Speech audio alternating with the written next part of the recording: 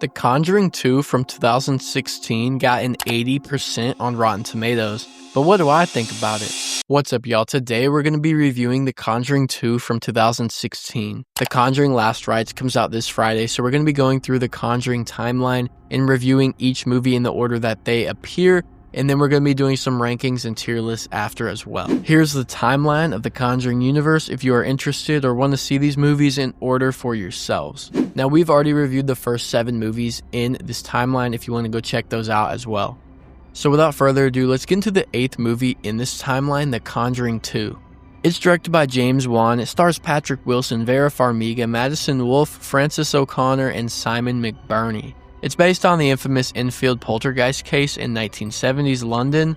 Ed and Lorraine Warren travel overseas to help a single mother and her children who are being tormented by a malicious spirit. This movie's atmosphere is deeply unsettling. I think they nail the atmosphere. It's dark, it's gothic, it works.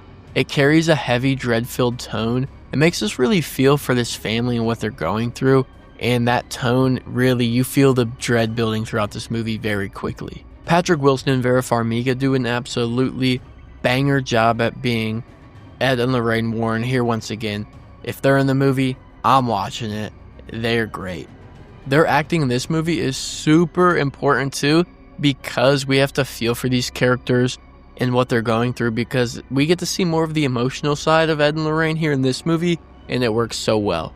Also, the kids and the single mother do a great job as well, portraying this doom-filled family that we have to follow and watch get saved by Ed and Lorraine Warren. Now, this one, once again, has well-crafted jump scares. They're calculated, they're putting at the right spot, and we also have that dread that's building that's also scaring us as well, so it works perfectly. There's some very memorable sequences. We have the Crooked Man, which is so terrifying, and then we have the bed when she floats up in the air. That's pretty crazy, the shaking beds as well. And then we have, of course, Valak, who returns here in this film as well. This is one of the best sequels in modern horror. It is absolutely amazing.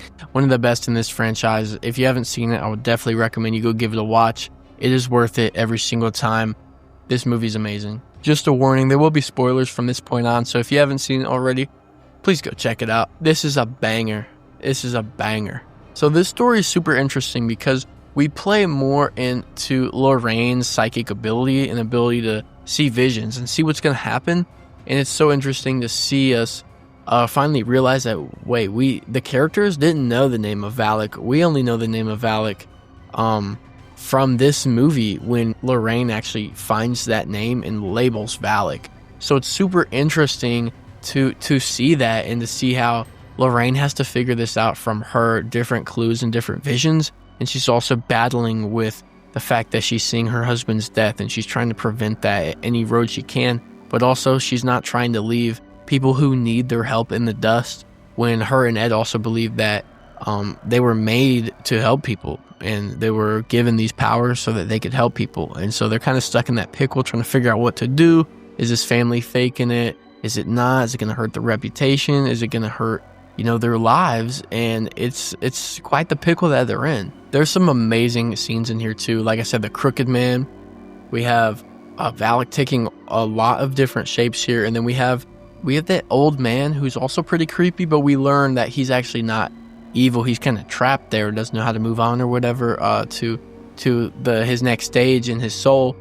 So it's just super creepy. That voice, that deep voice, that rocking chair in the corner where we learn that dude died. So that's also just some lore building right there. Super creepy, so scary. I mean, the story here is one of the scariest in this whole universe. Honestly, the performances across the board are pretty amazing. I mean, once again, this is one of the top of this franchise, especially when you look at critic scores and things like that.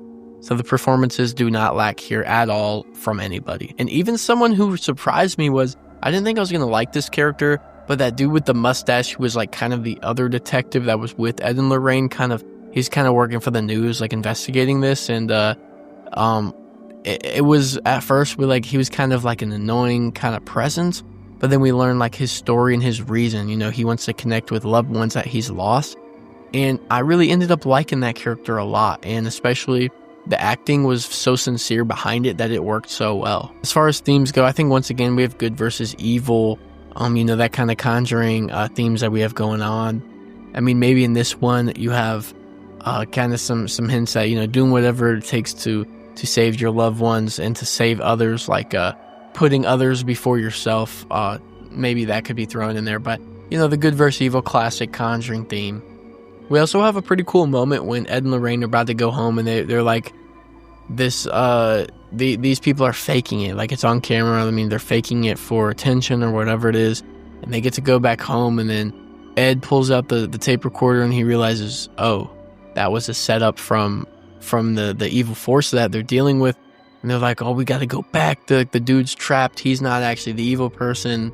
All those things. So that was a pretty cool part, and that sequence was super tense and very cool. If I had to pick a favorite moment, I mean, there's some terrifying scenes in here. We have the crooked man, and we have the dude sitting on the couch, on that little rocking chair downstairs.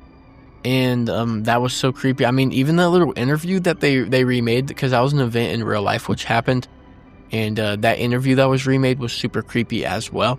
So those are some favorites I do want to highlight. I do also want to highlight how tense it made me feel that we could potentially lose Ed with Lorraine's visions, and then seeing that tree finally come together. I thought that was a cool way to tie in that lore, to be like, okay, what is this stick that's going to go through him? And then we see this tree get struck by lightning. We're like, oh, that's it.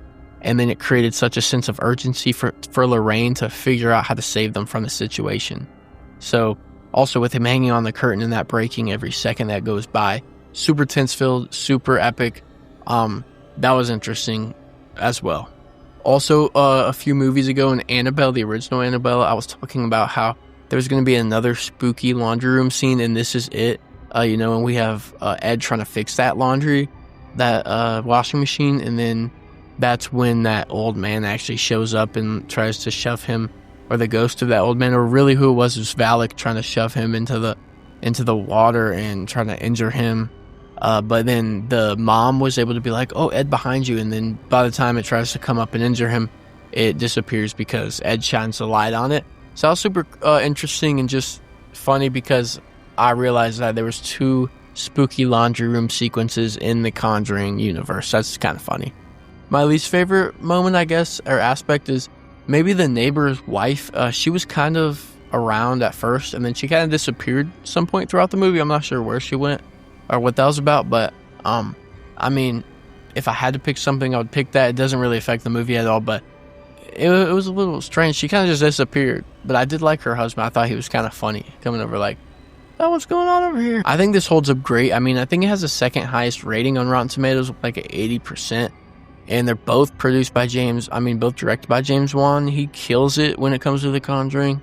I wish he could do every single movie, but I mean, nothing wrong with the other directors that go on in here, but yeah, James Wan's pretty dope. It's definitely on the upper tier of the Conjuring series, and it definitely holds up. It's rewatchable. It's pretty creepy. I mean, this is up there with the original Conjuring as just banger city. Overall, this movie is super awesome, and it just continues the legacy of the Conjuring universe. I give it 5 out of 5 pickles, and I would definitely put my pickle in it. Crooked man and that dude sitting in the corner of the couch, please no, go away. Please let me know what y'all think about this movie down in the comments below. Where does it rank on your Conjuring universe rankings? Please drop a like and hit that subscribe button, or you will see an old man rocking in a chair in the corner of your room. Thank y'all so much for watching, and have a blessed day. Peace!